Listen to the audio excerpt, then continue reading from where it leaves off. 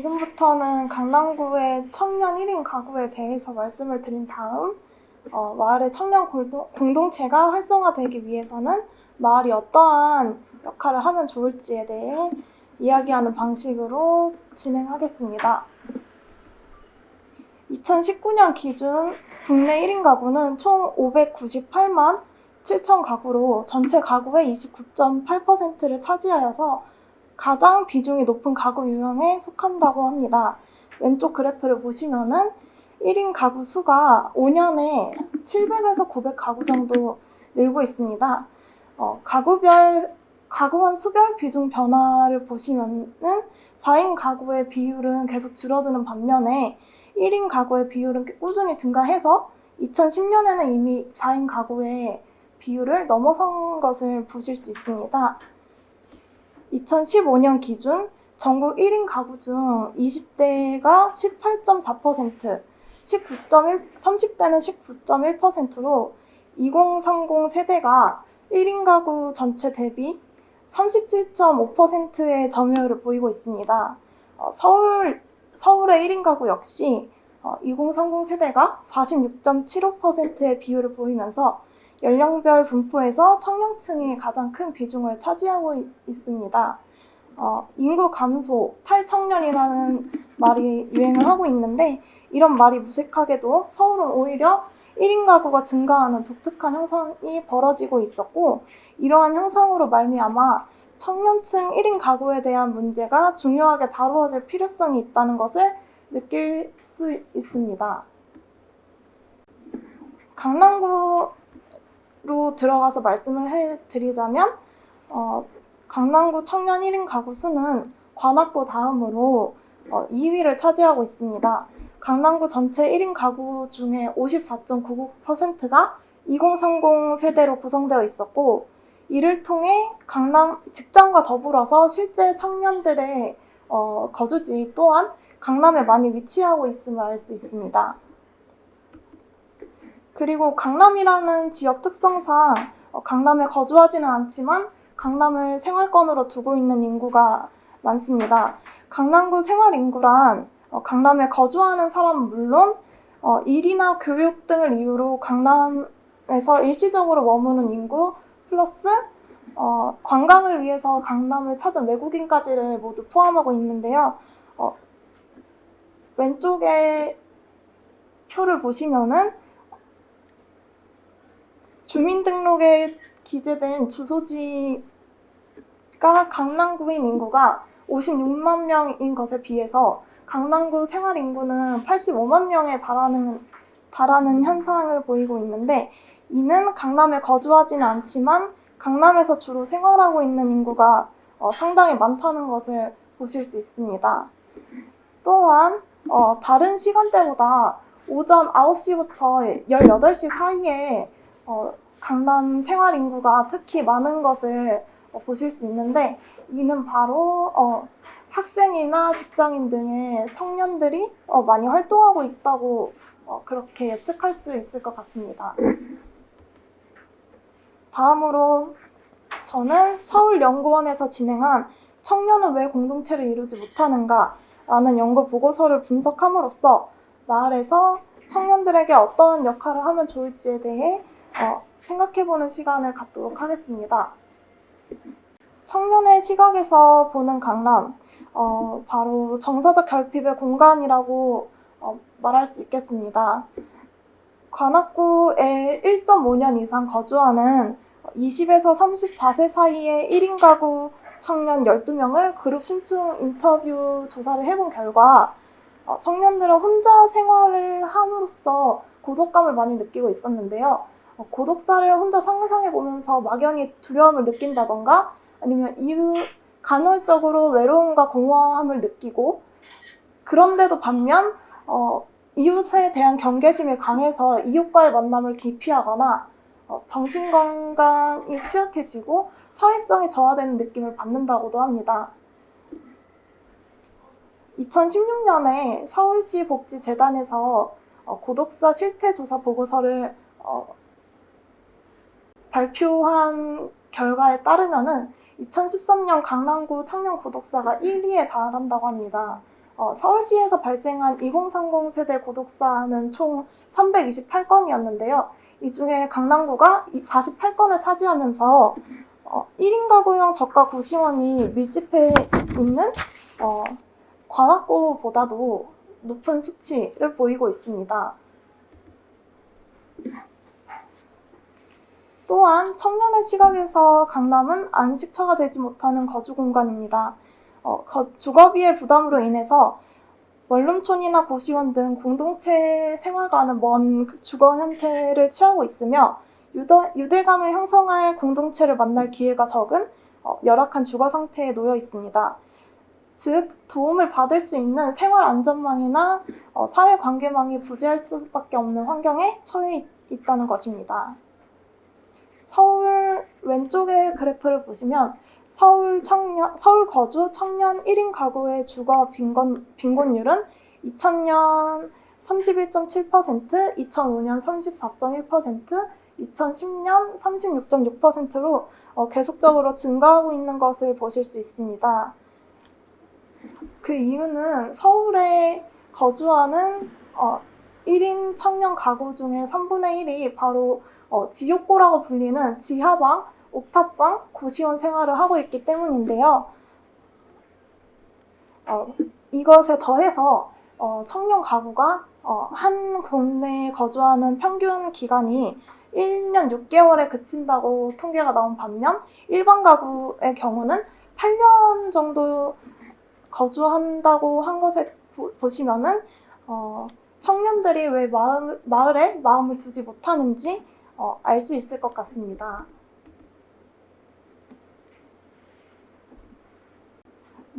저희 마을 공동체 사업의 지향점은 마을 사랑과 마을살이, 주민 주도를 지원하는 민관 협력입니다. 이를 따랐을 때 청년 가구는 마을 공동체 사업의 주요 참여자이자 수혜자가 되어야 하나 현재 마을 공동체 사업의 주요 참여자는 기혼 여성이 많고 20대 청년층 참여율은 6%에 불과하다는 결과를 보실 수 있습니다. 이러한 이유에는 서울에 연고가 없는 독거 청년들이 마을 공동체 사업의 기준 중에 하나인 3인 이상의 모임조차 지키기 어렵다는 그런 이유도 있다고 합니다.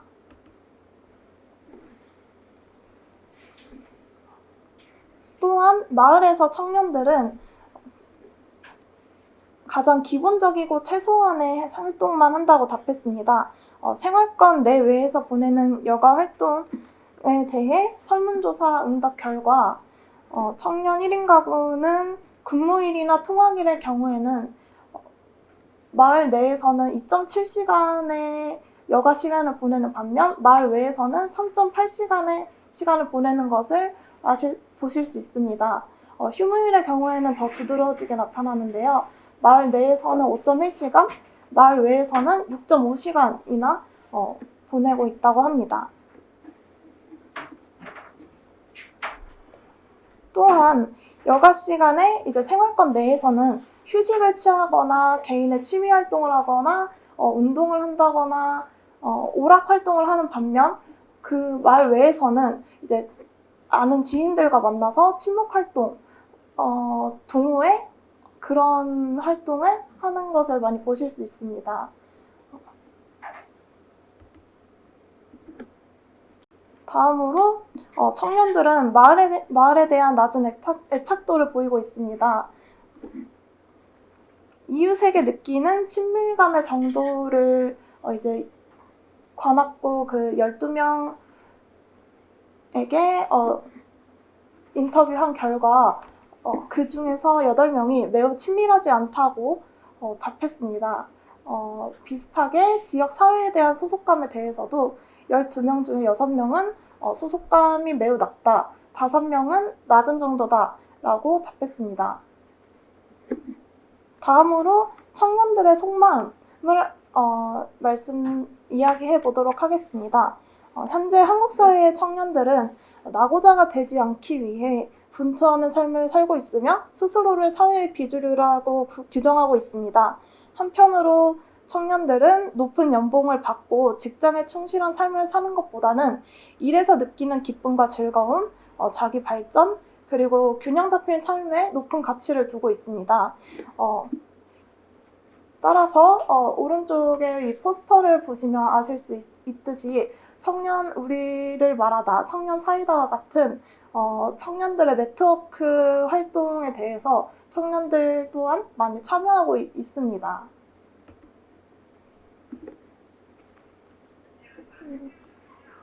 다음은 청년들의 속마음을 더 깊숙이 들어가 봐서 청년들의 사회활동에 대해 응답 20대 청년 1,200명에게 조사한 결과 86%가 사회활동 참여가 필요하다고 느끼고 있었습니다. 또한 지자체의 청년 사회활동 지원에 대해서 이제 충분하지 않다고 느끼고 있는 비율이 77.6%에 달했습니다. 또한 청년들의 공동체 인식의 경우 12명 중에 11명이 공동체에 대해 긍정적인 반응을 보이고 있었고 사회적 연결망을 원하는 것에 대해서는 12명 모두가 원하기는 한다. 이렇게 답했다고 합니다. 마지막으로 이제 마을 청년 공동체를 지원하고 홍보하는 방안에 대해 제언을 해보도록 하겠습니다.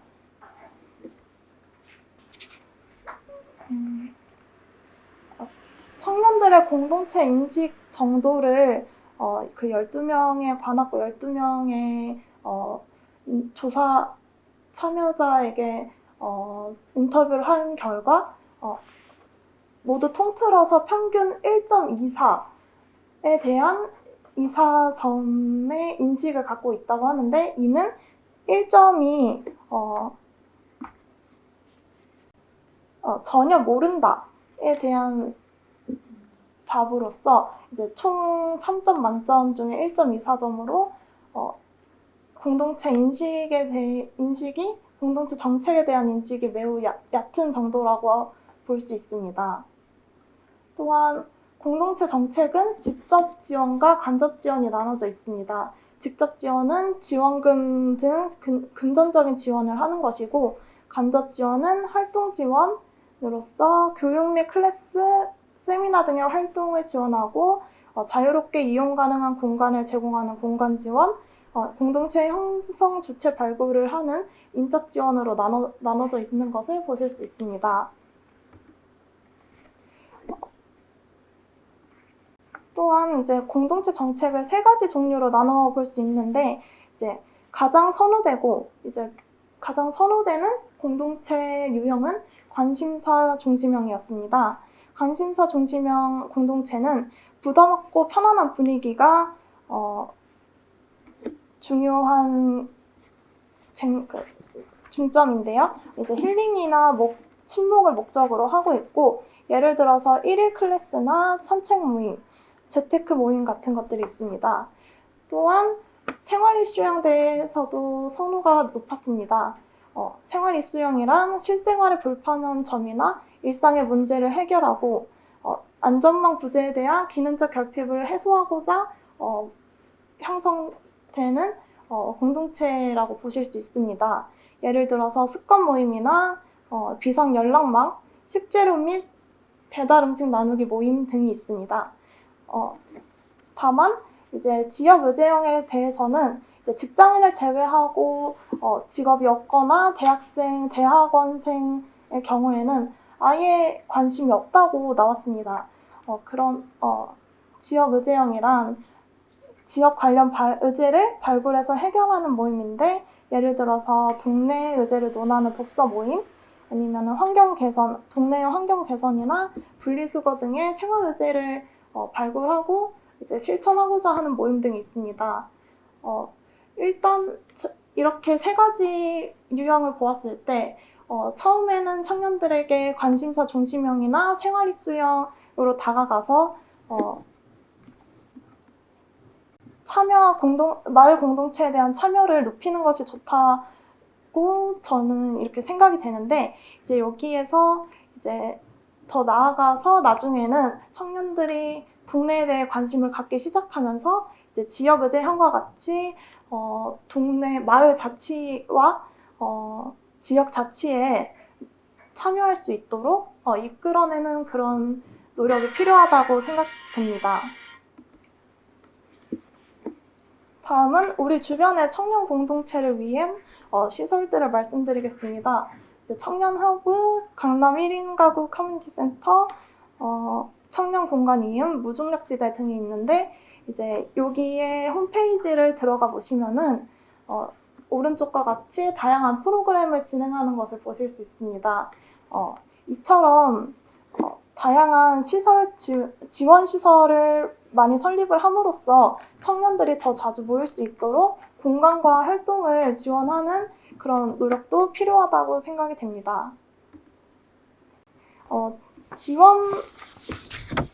이러한 지원 방안들도 매우 중요하지만 홍보가 되지 않으면은 아무리 열심히 지원을 하더라도 이제 무용지물이 될 수 있습니다.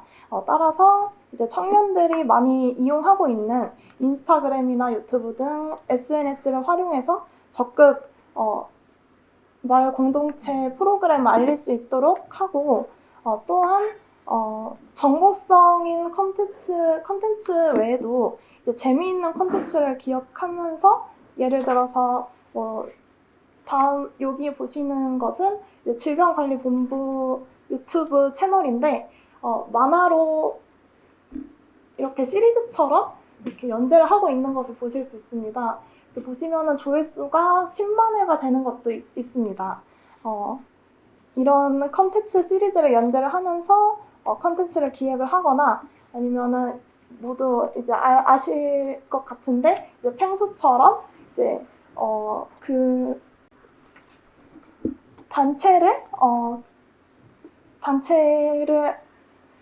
단체 캐릭터를 만듦으로써 더욱 친숙하게 다가갈 수 있는 그런 노력도 이제 중요하다고 생각이 되었습니다.